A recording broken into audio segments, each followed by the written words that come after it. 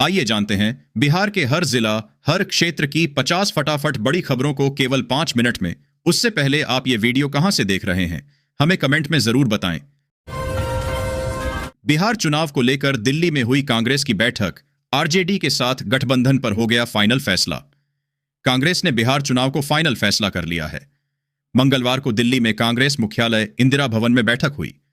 बैठक में कांग्रेस के राष्ट्रीय अध्यक्ष मल्लिकार्जुन खड़गे और पार्टी के पूर्व राष्ट्रीय अध्यक्ष राहुल गांधी ने बिहार कांग्रेस के नेताओं के साथ चर्चा की। बैठक में सहमति बनी है कि पार्टी बिहार में राजद व महागठबंधन के साथ मिलकर चुनाव लड़ेगी और भाजपा जदयू को पराजित करेगी। बिहार में तेजस्वी यादव होंगे सीएम का चेहरा। आलाकमान के साथ बैठक के बाद कांग्रेस प्रभारी ने साफ की तस्वीर। बिहार विधानसभा चुनाव के लिए अब सत्ताधारी गठबंधन के साथ साथ विपक्षी दलों का गठबंधन भी एक्टिव हो गया है। दिल्ली में कांग्रेस के राष्ट्रीय अध्यक्ष मल्लिकार्जुन खड़गे और लोकसभा में नेता प्रतिपक्ष राहुल गांधी ने पार्टी प्रदेश अध्यक्ष और प्रभारी के साथ बैठक की। राहुल गांधी की तरह बात कर रहे कन्हैया कुमार बिहार की रोड देख पानी पेट्रोल की बात करने लगे कांग्रेस नेता। कन्हैया कुमार ने बिहार यात्रा के दौरान बड़ी सड़कों के निर्माण पर सवाल उठाए। उन्होंने कहा कि उद्योगपतियों की नजर बिहार के जल संसाधनों पर है। भाजपा नेताओं ने उनके बयान की आलोचना की। उन्होंने बिहार में पलायन को सुशासन की कमी बताया। उन्होंने कहा कि राजनीतिक दलों को अपनी नीति स्पष्ट करनी होगी। भागलपुर में पुलिस की सुरक्षा में काटी जाएंगी फसल दियारा। इलाकों में अपराधियों के डर से किसान खेत में नहीं जाते, बदमाश फसल काटकर ले जाते। भागलपुर के पीर पैंती में गंगा नदी के दियारा की खाली जमीन पर गेहूं की फसल पक गई है। गेहूं के पकने के साथ ही किसानों का टेंशन और बढ़ गया है। वजह है उनके पके हुए गेहूं की फसल पर अपराधियों की नजर है। अपराधियों के डर से किसान फसल काटने के लिए खेत नहीं जा रहे हैं, क्योंकि उनके खेतों में बड़े बड़े और खतरनाक हथियार से लैस अपराधी चहलकदमी कर रहे हैं। किसानों को डर है कि वे अपने खेत पर फसल काटने जाएंगे तो उनकी हत्या हो जाएगी। माइंड गेम दो हिम्मत है तो फरियाले बीजेपी। जानिए तेजस्वी यादव का चैलेंज और पर्दे के पीछे वाली चाल। यह सत्ता का खेल है और सत्ता हासिल करने में सब कुछ जायज करार दिया जाता रहा है। अब भले खेल राजनीति का हो और इसके आधार वोटर हों, लेकिन इसे ज्यादा से ज्यादा हासिल करने में माइंड गेम का प्रयोग हो तो यह अप्रासंगिक भी नहीं। बिहार की राजनीति में माइंड गेम खेलने के लिए नेता प्रतिपक्ष तेजस्वी यादव की हर चाल को याद किया जाएगा।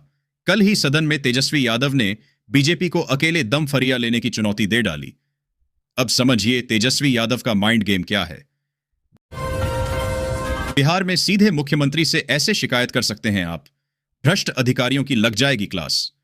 क्या आपसे किसी काम के बदले बाबू घूस मांगता है? क्या पुलिस आपकी शिकायत नहीं दर्ज कर रही? क्या आप अपने इलाके में जलभराव की समस्या की कई बार शिकायत कर चुके हैं लेकिन अधिकारी नहीं सुन रहे? अगर आप बिहार में रहते हैं और इनमें से किसी समस्या का सामना कर रहे हैं तो आप सीधे मुख्यमंत्री नीतीश कुमार से बात कर सकते हैं। इसके लिए आपको सीएम हेल्पलाइन नंबर पर कॉल करना होगा, जिसके बाद सीएम खुद आपकी समस्या सुनेंगे और उसका समाधान सुनिश्चित करेंगे। चिराग पासवान की गलती ने तेजस्वी यादव को बनाया बड़ा नेता। सीएम की कुर्सी टच कर आ गए युवराज वर्मा। बिहार विधानसभा चुनाव की सरगर्मियों में तेज हो गई है। इस बीच आज चिराग पासवान की उस गलती की चर्चा जिससे तेजस्वी यादव बड़े नेता बने। 2020 के विधानसभा चुनाव में नीतीश कमजोर हुए, राजद सबसे बड़ी पार्टी बनी। तेजस्वी ने नौकरी और आरक्षण के मुद्दे पर अपनी पहचान बनाई। बिहार में पीएम आवास योजना के 75,000 लाभार्थियों को पहली किस्त जारी। आपके खाते में पैसे आए या नहीं, ऐसे करें चेक।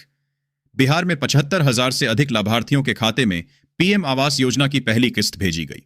आपके खाते में पैसे आए या नहीं, यहां बताए गए स्टेप्स की मदद से स्टेटस चेक कर सकते हैं। जानवर से की आरजेडी की तुलना, लालू को लेकर कही ये बात। बिहार के पूर्णिया से निर्दलीय सांसद और कांग्रेस नेता पप्पू यादव ने मंगलवार को पटना में पत्रकारों के सवाल का जवाब दिया।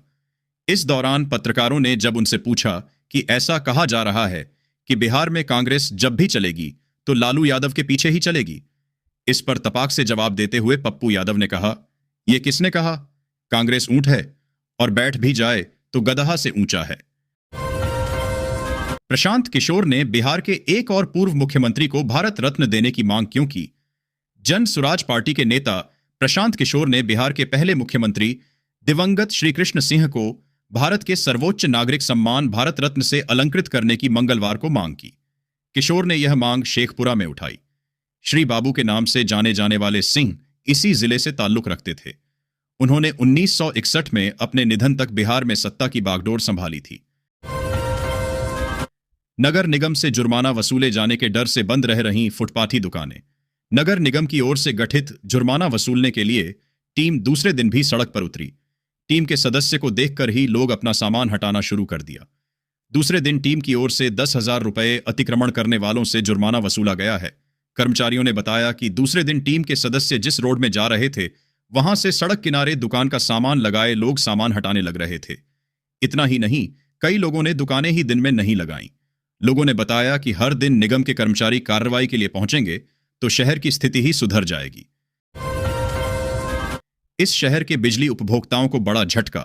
स्मार्ट मीटर के लिए हर महीने देने होंगे इतने रुपए।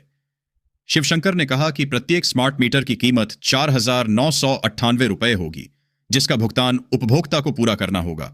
उन्होंने कहा कि लगभग 3 से 4% उपभोक्ता पूल को स्मार्ट मीटर मिलेंगे। पढ़िए इंडियन एक्सप्रेस की पत्रकार किरण पराशर की रिपोर्ट। नीतीश ने पटना यूनिवर्सिटी छात्र संघ चुनाव से किया किनारा।